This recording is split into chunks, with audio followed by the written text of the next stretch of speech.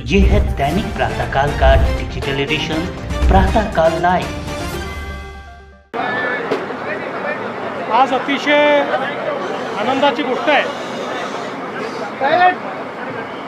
श्री सिद्धिविनायक मंदिर जे संपूर्ण भारतातील गणेश भक्तांचं एक अत्यंत श्रद्धास्थान आहे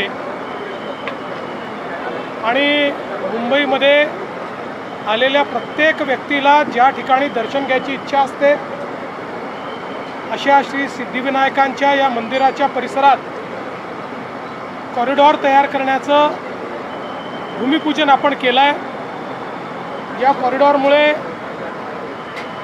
इथे वेगवेगळ्या प्रकारच्या व्यवस्था उभ्या होतील। सुंदर प्रवेशद्वारापासून तर क्राउड मॅनेजमेंटपर्यंत प्रत्येक गोष्टीचा विचार करण्यात आलेला आहे। त्यासोबत अतिशय सुंदर अशा प्रकारची संकल्पना ही या कॉरिडॉरची तयार करण्यात आलेली आहे। मला असं वाटतं की हा कॉरिडॉर झाल्यानंतर येणाऱ्या भाविकांच्या संख्येमध्ये वाढ तर होईलच, पण त्यांना एका वेगळ्या आध्यात्मिक अनुभूतीला इथे सामोरं जाता येईल।